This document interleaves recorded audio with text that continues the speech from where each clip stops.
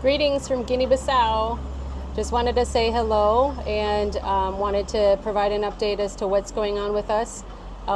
It's February already. I can't believe it's already February. Time is flying so fast, yet it seems to be going very slow at the same time. We've been in seasons like that, and this seems to be one of them. But I can't believe it's February already. And it is 90-something degrees outside. We're starting to feel the heat again. We had a little bit of a break during December and January where it only got down to 80 degrees, and it's considered to be the dry season, so it hasn't rained. We haven't seen rain since October. It's very dry, very dusty, even though we live right next to the ocean.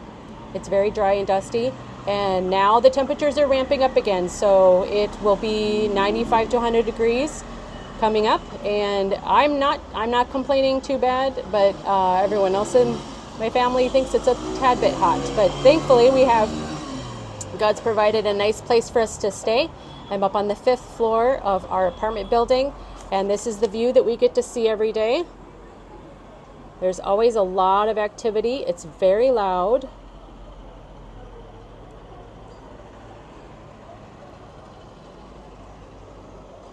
The Lord has blessed us with a place that is pretty modern for Guinea-Bissau. Guinea-Bissau is one of the poorest countries in the continent of Africa, and if not the poorest. And we have a pretty modern place that has a lot of familiarities from America, like a washing machine and running water and hot showers we get most of the time. But not a lot of people here get that. So I think the Lord has blessed us with that. And it's been very, very good for my family, especially my kids, in the adjustment period. So I'm thankful for that. From this view, we get to see a lot. And I believe that the Lord has placed us on the top of this building because we spent a lot of time in prayer, and it's almost a lighthouse to me. It feels like this building and where we're located is a lighthouse, because a lot of things that we've done here so far have been very spiritual in the spiritual warfare and some of the foundational things that this country is going through. So I see the significance of us being up here, and the Lord knew beforehand. So when we got here in October, it was very much a shock. We had a couple of days in Portugal where we had a layover in Portugal for a couple of days. That's just how our flights worked out. And I'm thankful that we did have a couple of days, because to go from America to Guinea-Bissau would have been too much of a shock for my children and for myself within just a day or two. So I'm thankful that we had a couple of days layover in Portugal in October. But when we arrived, it was very much a shock. Very different, very, very different. And the poverty level is there's just a lot of poverty. But the Lord is about to change that, and there's a shift that's coming, and there's been a lot of prophetic words about the Lord wanting to do something in Guinea-Bissau. And when we arrived, we were ready and raring to go with a plan, and then what we found here was very different than what we thought as far as moving forward with the plan that we had. The local church wasn't in the same position, so we had to step back and pray and reevaluate and say, Lord, what is it that you're wanting to do here? Because we know that we're called here, and it might not be the plan that we thought we were coming for, but Lord, what do you want us to do here? So we prayed a lot, and in the meantime, we got to know the culture, we got to know the language, we took language classes, and we were going to church on Sundays and just learning and really keeping our ears to the ground to see what the Lord wanted to do. We learned a lot about communication and cultural differences and just even people's perspectives. I think growing up in the United States, we've run into this a lot, where you don't even think that somebody's thinking somebody differently because of how they've been raised or because the culture is different. And we have to go through a lot of communication to make sure that we're understanding each other, we're on the same page, because there's been several times where that we haven't, and it hasn't been intentional, but we've just learned that it takes a lot more to communicate and make sure that we're all on the same page. Perspectives are the same, and we have done a lot of learning in that. We made some mistakes in that area and in our learning, and that's just part of the growing process. So the whole last part of last year, we were just really praying, Lord, what do you want to do? And it kept coming up that the Lord wanted to do prayer houses of prayer, and then and the youth and lights, and didn't really understand what all that meant, and evangelism training. And then at the very end of the year, we received a blueprint of what we should be doing this year, and we really feel like we need to be We really feel like we need to be doing like houses of prayer in 7 sections of the city. So the city's been divided up into 7 different sections, and what ended up happening was that fields were found, and so there's been 7 fields designated in each one of these sections of the city. And it started out with on New Year's Day that prayer was done at these fields, and we've learned a lot about the spiritual warfare in this country, and witchcraft is just so out in the open. It's very different than the United States. The spiritual, in talking to different people, like a pastor in particular, I was talking to him and I heard his testimony and how he was born and raised, and his wife, and they just talked about how they were born and raised.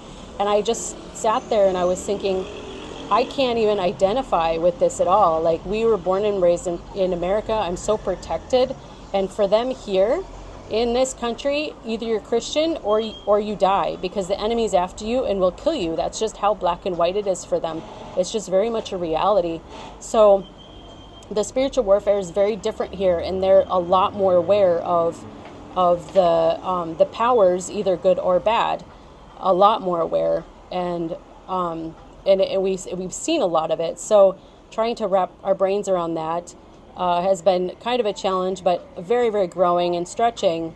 But that was the first thing that the team did, was to go and break down the demonic altars of the city and of the strongholds that are holding this city. And then week by week, everything's progressed to now this week they've created wooden crosses, and they're taking wooden crosses out to the field.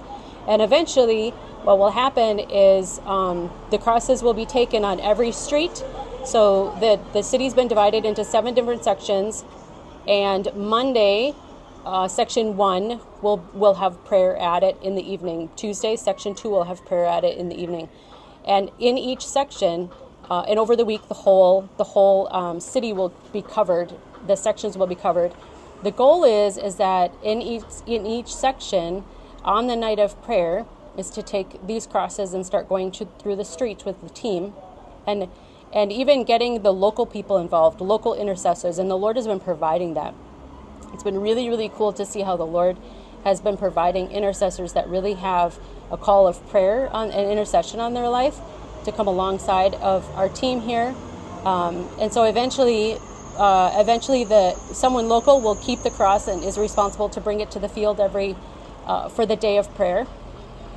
And then on that day of prayer, the team will go out into the streets and pray and take the streets for the Lord, and do a lot of spiritual warfare in prayer and intercession, spiritually, but also in the physical too, by carrying a cross, and the cross will have lights, and then getting the youth involved too. So we really feel like the first couple of weeks was kind of undercover assignments, and just a lot of prayer, foundational things that had to be done in the spirit beforehand. And now we really sense a shift in that, and momentum's going to be happening here shortly, leading up to the whole city being prayed for.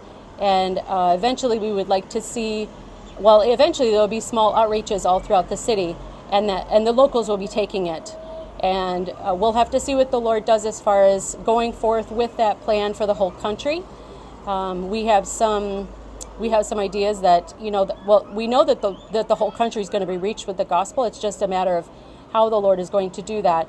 One thing that we've had to be very conscious about is praying specifically about what our part is going to be in this, because when we saw that things were different, not getting discouraged, but realizing that the Lord has called us here for this time frame, and we have to trust that He has a plan. So we've had to pray and say, okay, Lord, what is our part? And then just do that part, regardless of what it looks like or what we think it should look like, but just being obedient in what our part is going to be. And I'm looking forward to being able to look back after this season and seeing exactly what piece we played in this whole process, because it's been very different than what I thought it would. But I feel that this is really significant season, especially with the breaking down of these strongholds spiritually, the spiritual warfare that's happened leading up to the harvest coming. Because we've seen that the people here are very hungry. The harvest is ready. My perspective is I don't think the church was ready or was unified.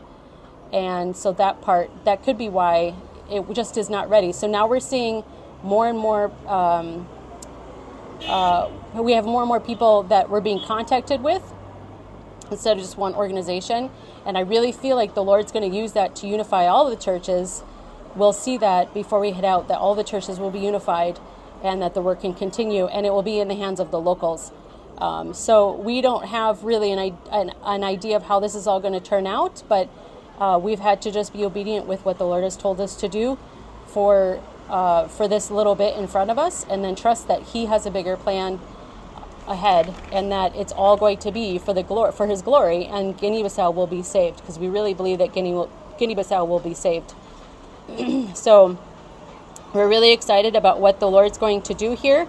And one thing that we've learned in this season, one of the most important things we've learned in this season so far, is the importance of not coming in, I guess, especially since we would also like to do crusade, like larger crusades and crusade evangelism. That's something that we are moving in that direction towards as far as ministry. But in this season, we are learning the importance of intercession and prayer, and coming in ahead of time and doing spiritual warfare, preparing the ground, plowing, doing all of the plowing, because the harvest is ready, but we need to be ready as harvesters too, and the people around need to be ready as harvesters too. So we want the fruit to be lasting fruit and not just something temporary, or you come in with a bang and then you leave, and then the converts have nowhere to go, or there's a disunified church, or whatever the case is.